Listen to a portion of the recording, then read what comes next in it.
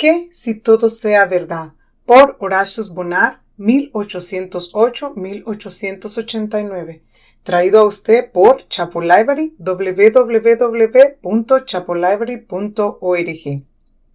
Juan Newton tuvo una madre piadosa, la cual él la perdió cuando tenía solo 7 años de edad. Ella le enseñó cuando todavía era un infante a orar y sembró en su tierno corazón las semillas de su vida espiritual futura. Cuando era niño, llegó a pensar mucho de Dios y de las cosas eternas, pero sus impresiones se borraron y él tomó un camino de pecado. Parecía que él se soltó de todas las ligas y se deleitó solo en lo que era malo. Mientras estaba en este estado impenitente, fue arrojado por un caballo y estaba en gran peligro, pero su vida fue preservada. Entonces su conciencia se despertó una vez más y él temblaba en el pensamiento de aparecer ante Dios, pecador y no preparado. Bajo este temor, él abandonó sus pecados por un tiempo corto y dejó su vida y vocabulario profanos, pero la reformación solo era externa y no duró por largo tiempo. En otro tiempo, el temor de la ira de Dios se apoderó de él y él comenzó a vivir, tal como él pensó, una vida muy religiosa. Él pensó hacerse justo y así ganar el favor de Dios. Él pasó mucho tiempo en la lectura de las Escrituras. Él oraba, ayunaba. Él raramente confiaba en sí mismo como para hablar, a no sea que él profiriera una palabra vana o pecaminosa. Ignorante de la justicia de Dios, él estaba inclinado para tener las suyas, por medio de las cuales él esperó a pacificar su conciencia y librarse de su temor de la ira venidera. Este estado mental duró 1 año o 2 y luego abandonó la religión del todo y llegó a ser un pagano. Él ahora se apresuró a la maldad de toda clase y todavía solo llegó a ser más miserable. Él embarcó un buque de esclavos y tomó parte en ese comercio horrible. Fue reducido a una pobreza total, muriéndose de hambre y pecando y blasfemando, su corazón duro y su conciencia cauterizada. Él era en hecho verdaderamente el hijo pródigo, desperdiciando sus bienes y viviendo perdidamente, pero todavía no volviendo en sí, diciendo: «Me levantaré e iré a mi padre». Una vez más estaba en peligro de su vida por mar y por tierra. Medio intoxicado y bailando arriba en la plataforma una medianoche, su sombrero cayó al agua y él se estaba lanzándose detrás de él cuando sus camaradas le acogieron y le arrastraron para atrás. Es así como él apresuró sus pies al pecado, tal como él mismo lo describe en uno de sus signos. En el mal tomé mucha delicia, falto de pavor por falta de vergüenza y miedo. Encontrando un libro religioso dentro del barco, él lo levantó y hojeándolo fue guiado a hacer la pregunta: ¿qué si estas cosas sean ciertas? El pensamiento le asustó y él cerró el libro. Él se fue a su cama hamaca esa noche como siempre, habiendo tratado a sacar esta pregunta solemne de su mente. En la noche oscura fue despertado por el golpe de las olas. Una tormenta se levantó, el mar terrible se apoderó de la nave y la cámara donde él dormía se estaba llenándose de agua. El clamor era: el barco se está hundiéndose. Todo era confusión y terror. 2 veces trató ir a la plataforma, pero se topó en la escalera con el capitán, quien le pidió que trajese un cuchillo. Mientras regresaba por el cuchillo, un hombre que tomó su lugar desapareció, siendo llevado por las aguas. Pensamientos de otros días comenzaron a regresarle. El recuerdo de aquellos a quienes él había amado le afectaron, y su corazón pareció ablandarse. Por 4 semanas el buque era arrastrado de aquí para allá. Él estando a veces encargado del timón y a veces de las bombas, ola tras ola desprendiéndose sobre él. Luego, en medio del peligro, día y noche su clamor para arriba era: «Oh Dios, sálvame, o pereceré». Y el Dios de la Biblia que me perdone por amor de su Hijo. Y el Dios de mi madre, el Dios de misericordia, que se compadezca de mí. Esa tormenta era para Juan Newton lo que el terremoto lo fue para el carcelero de Filipo. Lo trajo a sus rodillas, trajo sus pecados delante de él, trajo delante de él su ruina eterna, lo trajo a él a la cruz y a la sangre de Cristo. Del himno que hemos ya citado las primeras 2 líneas, él continúa relatando su experiencia. En el mal tomé mucha delicia, falto de pavor por falta de vergüenza y miedo, hasta que un objeto nuevo golpeó mi vista y paró mi carrera salvaje. El objeto nuevo, que tropezó con su ojo mientras él estaba parado al timón o caminando por la plataforma, con las olas echándose sobre él, era el Cristo crucificado. La cruz y el Hijo de Dios allí cargando nuestros pecados, se paró delante de él con el resplandor del amor divino, porque así él canta. Vi a uno colgado sobre un madero, en agonías y sangre, quien fijó su lánguido ojo en mí, mientras estuve cerca de su cruz. Así como lo fue con Simón Pedro, cuando el Señor volteó y lo vio, así fue con Juan Newton. En ambos casos, la mirada de amor compungió al pecador. Ciertamente, nunca, hasta mi último aliento, podré olvidar esa mirada. Pareció de culparme con su muerte, aunque ni una palabra él habló. Esa mirada de amor, amor santo, atravesó su conciencia, haciendo que él sienta su pecado en toda su vileza. Pecado que hasta aquí él había tratado como una cosa meramente insignificante o lo ha pasado por alto. Ahora se presentaba en todos sus terrores. Él era condenado, era perdido. ¿Qué tendrá que hacer? Mi conciencia sintió y dio por suyo la culpa, y me arrojó en desesperación. Vi mis pecados que derramaron su sangre y ayudaron a clavar a él allí. Él está abrumado, él está en desesperación. Esa mirada de amor santo lo ha azotado a él completa y totalmente. Le dice a él, tú eres el hombre, tú lo hiciste todo, tú me has clavado al madero. Si no hubiera sido por tus pecados, yo no hubiera estado aquí.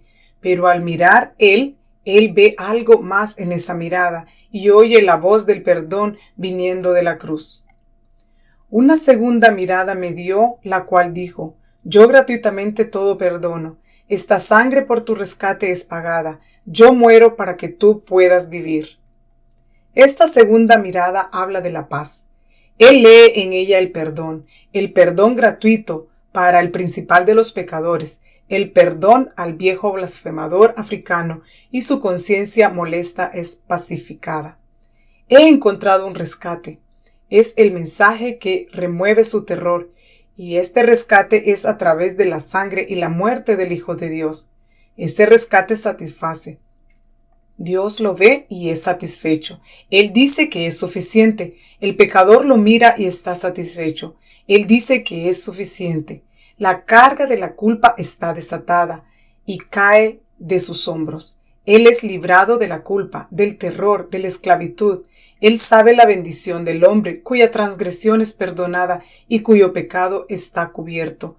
Él ha creído y él está salvo. Sí, él sabe que él es salvo, porque él da crédito al registro celestial acerca de él, a quien él está mirando. Así, mientras su muerte expone mi pecado en todo su color más negro, tal es el misterio de la gracia, sella mi perdón también. El perdón a través de la sangre del Cordero, el perdón a través del creer en el testimonio del Espíritu Santo de la obra terminada de Emmanuel. Este es ahora su lugar de reposo y su vida entera está cambiada. Ese perdón santo le ha hecho a él un hombre santo. Y ahora regresemos al primer pensamiento que le sacudió. ¿Qué si todo esto sea verdad? Aquí esta pregunta para nosotros, no menos que para él. Si la eternidad es una realidad, entonces es para mí, para que me prepare, porque un terror sin fin o un gozo sin fin no pueden ser cosas insignificantes. Si tengo que vivir para siempre, entonces debo buscar así para vivir así como para hacer esa vida eterna una que es feliz. De otro modo, hubiera sido mejor que nunca hubiera nacido. Si el pecado es un hecho, entonces no debo jugar con él. Y si Dios lo odia totalmente, entonces yo debería odiarlo también y debería librarme de él. Y yo debo librarme de él en la manera que Dios pide, porque ninguna otra manera de liberación valdrá. Lo que es tan realmente horrendo y poderoso como lo es el pecado, puede solamente ser quitado por algo tan real y tan poderoso como ello mismo. Si la cruz de Cristo es real, entonces yo debo tratarla en conformidad. Fue diseñada para que sea la muerte del pecado y la vida de justicia. Fue intencionada para ser la fuente abierta para el pecado y para la impureza. Fue intencionada ser el lugar donde todo el pecado es cargado por otro por nosotros, para que así nosotros vivamos por la muerte de otro y seamos perdonados por la condenación de otro. Mi aceptación de la gran obra hecha ahí es mi liberación de la ira y el pecado y la muerte. No soy rogado para trabajar por el perdón, lo obtengo gratis y sin merecerlo. No soy rogado para esperar por el perdón, lo recibo de una vez, como un regalo terminado y provisto, concedido a cada uno que irá a Dios por él y lo levanta en su manera señalada. Si todas estas cosas son verdaderas, entonces debo estar solícito, todo conectado con Dios y Cristo, con el pecado y el perdón, con la vida y con la muerte, con la ira y con el favor, con el tiempo y la eternidad. Son tan inefablemente importantes que debo estar listo y prestar atención a estas cosas sin dilación. Si no soy solícito, soy un insensato, porque ¿qué me aprovechará si ganare todo el mundo y perdiere mi alma? Debo buscar la cosa correcta, debo buscarla en su debido tiempo, debo buscarla en la manera correcta. Tengo que ir derecho a Dios para todo lo que quiero y debo encontrarme con Él en la cruz. Conocí a uno que toda la vida se pasó buscando y aún nunca pareció encontrar. Él estaba tratando de ser feliz, pero no sabía cómo. Él era rico y tenía todo lo que este mundo podría ofrecerle. Él fue de lugar a lugar en busca de placeres. Él vivió una vida larga y la pasó en medio de lujo, comiendo, bebiendo y divirtiéndose.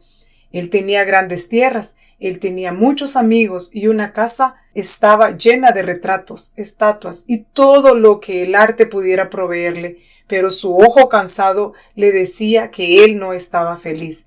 La vida no parecía tener ningún gozo, y aún cada día, desde la mañana hasta la noche, él continuaba en búsqueda del gozo. ¿Quién me podría mostrarme algo bueno? Era su clamor, pero lo bueno nunca le llegó. Pasó esta vida cansado y triste, aunque aparentemente poseyendo todo de sus placeres. Murió cerca de la edad de 80 años, y él no pareció haber conocido un día feliz. Él vivió en vano, tanto para sí mismo como para otros. Amigo mío, ¿quisieras ser feliz? Debes ir a Dios por su amor y gozo. Este mundo, con las riquezas y placeres al extremo, no te servirá.